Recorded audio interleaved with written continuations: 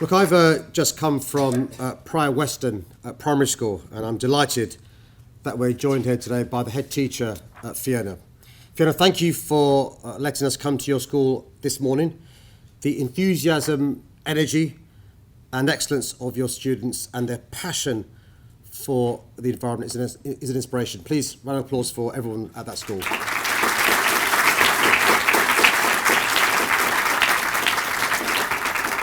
For those not there, we were at the school to launch a city-wide environment campaign, starting with an art installation depicting the crossroads we face today. Because the choice is stark.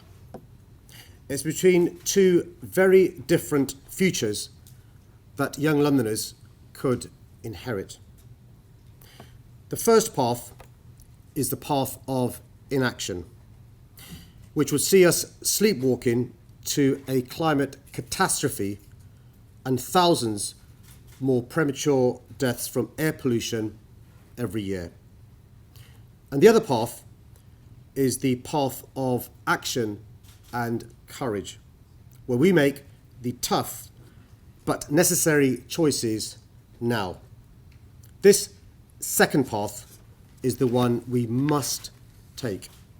The one that can lead us to a cleaner, healthier, and greener world fit for future generations to come. Let me start with air pollution. You know, I visited Weston School before today. In 2017, in my first year as mayor, we chose the school to host the launch of our school's air quality audit programme. As part of this, we analysed the air around 50 of the most polluted schools in our city. And like with other schools, we found that the air surrounding Weston Primary School was in breach of legal air pollution limits. Let's reflect on that for a moment, and what it means for children who live and breathe London. It means that many children in our city have been growing up with a higher risk of developing asthma, stunted lungs, and other significant life-changing health problems just for going to school in our city. 4 years on, Weston has changed. Using our funding, they've installed a green screen protecting the playground from toxic fumes, and they're reaping the benefits of the world's first ultra-low emission zone, which covers central London. As a result, Weston now meets legal pollution limits for the first time since the standards were introduced. This is great news, but it didn't happen by itself or by accident. It happened by design, by taking the right path. Because by working together, we took bold and necessary action. We didn't duck the difficult choices that needed to be made. And as a result, similar improvements have been replicated at dangerously polluted schools across our city.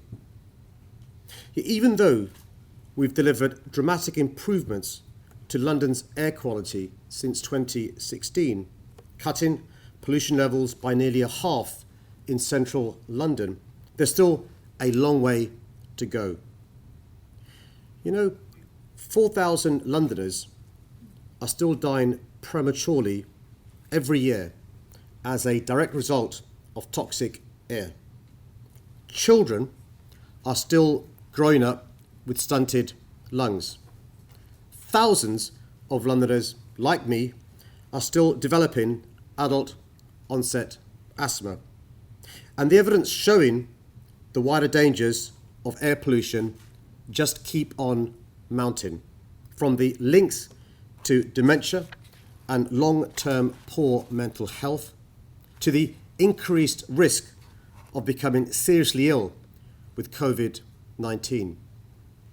Just yesterday, the World Health Organization tightened their air quality guidelines, reflecting the overwhelming weight of evidence about the devastating impact of air pollution, even at low levels.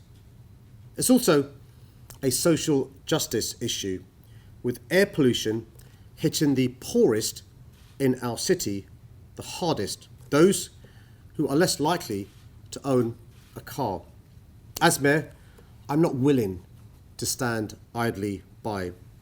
It took decades before action was taken to protect children from toxic cigarette smoke. And I'm not willing to make the same mistakes by turning a blind eye to the devastating impact of toxic air pollution that's still damaging the health of Londoners. That's why I introduced the Central London Ultra Low Emission Zone. And that's why I've made the choice to expand the zone starting next month to a much wider area. We believe this bold action will allow over 4 million more Londoners to breathe cleaner air, benefit 200,000 Londoners who suffer from asthma, cut carbon emissions, helping to tackle climate change at the same time, prevent almost 300,000 new cases of air quality related diseases, and avoid over 1 million hospital admissions in London by 2050, saving the NHS almost £5 billion over the next 30 years. Now imagine if this kind of action was taken across the nation. Imagine if the government shared our passion and adopted the air quality guidelines from the World Health Organization as legally binding targets. We'd have had cleaner air for everyone in our country, not only saving lives, but saving billions for our economy in the longer term. So I make a plea today to local, regional, and national politicians. Start taking more action on air pollution today and join us on the right path. In particular, I call on the government to create a national clean air fund to help people switch to cleaner, greener cars and more sustainable transport options. The same level of urgency is needed to tackle the climate crisis. The COVID-19 pandemic has been a true crisis in every sense of the word. But it could pale in comparison to the impact of the climate emergency, which would be even more damaging and disruptive to our way of life. I'm increasingly concerned about what type of London children growing up in our city will inherit if we don't make the right choices now. Children like those at Prior Weston School. Again, just like with air pollution, I'm proud to say London is leading the way. We've brought forward London's zero carbon target to 2030. We're one of the first cities in the world to publish a climate action plan compatible with the highest ambition of the Paris Agreement. We're electrifying our bus and taxi fleets. We're scaling up solar energy across the capital. And we're divesting pension funds from fossil fuels. But we can't do it alone in London. Climate change is the biggest global threat we face, and we need urgent national, international, and global cooperation, which so far has been sorely lacking. Climate change is often portrayed as a problem that only impacts far-off parts of the planet, or something to worry about in the future.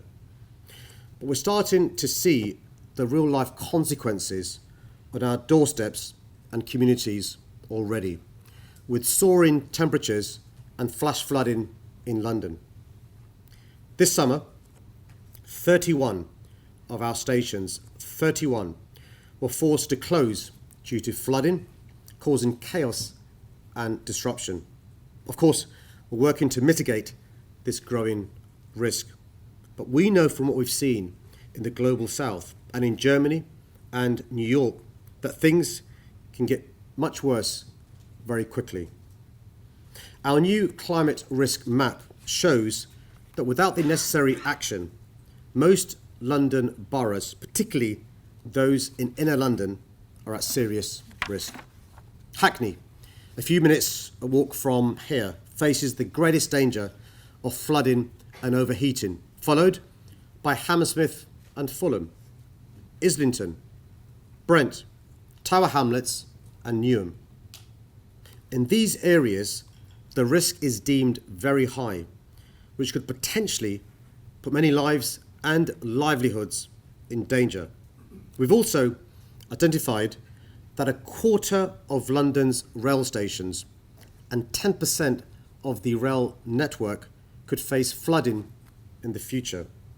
That 1 in 5 of our schools and almost half of our hospitals are either totally or partially at risk of flooding, and that nearly 200,000 homes and workplaces in our city are either at high or medium risk of flooding, leaving over a million Londoners at risk. The current Thames barrier stops tidal floods from washing back into our city. It was closed just 10 times in the decade after construction finished in 1981. You know, since 2010, it's been closed 80 times. 80 times. But even if we plan to upgrade and strengthen London's tidal defences, we can't reduce the risk entirely as sea levels rise and rise. That's why we need global action now. We can't say to future generations that we weren't warned, or that we didn't have enough time to act. On this very day, 7 years ago, in a speech to the UN Climate Change Summit, President Obama said this: "We are the first generation to feel the impact of climate change, and the last generation that can do something about it." That was 7 years ago. 12 years ago, Gordon Brown warned international leaders of, and I quote, "the threat of catastrophic global warming." And 17 years ago, Vice President Al Gore talked not only about a period of the challenge of climate change, but a period of the consequences. The list of warnings goes on and on. Politician after politician, scientist after scientist, activist, author, expert, and now a whole generation of young campaigners are raising the alarm. Not just global figures like Greta Thunberg, but activists like Anjali, Destiny, Kay Dean, and Niletti, the co-founders of the Choked Up campaign, Louisa Neubauer, Jack Harris, and Alice Adey, and many, many others. It's clear the best time to act was yesterday, but the next best time is now, because thankfully it's still not too late. However, we only have a small window of opportunity left, because as our planet continues to warm and as the ice caps continue to melt, the chances of a cleaner, greener world for the pupils of Prior Weston and the millions like them across the planet is diminishing day by day. So I say to those climate action delayers, whether it's nation states or the big corporations that financially benefit from inaction, you may say that we can't move too quickly, that the necessary climate action would damage the economy, or that it's not the right time to focus on climate change given the immediate challenges we face with COVID-19. But you're wrong. Your slow response is costing lives right now, here and around the world, and damaging the prospects of future generations. You're also ignoring the fact that more investment in climate action now would help to boost our economies rather than damage them. Because the truth is that a strong economic recovery from the pandemic and a green recovery, they go hand in hand. And that's why, as we seek to rebuild in London, we're putting the climate emergency at the heart of our recovery efforts. Through our Green New Deal in London, we're working to protect our environment at the same time as creating the jobs and prosperity we need. We're setting out to double the size of the green economy over the next decade.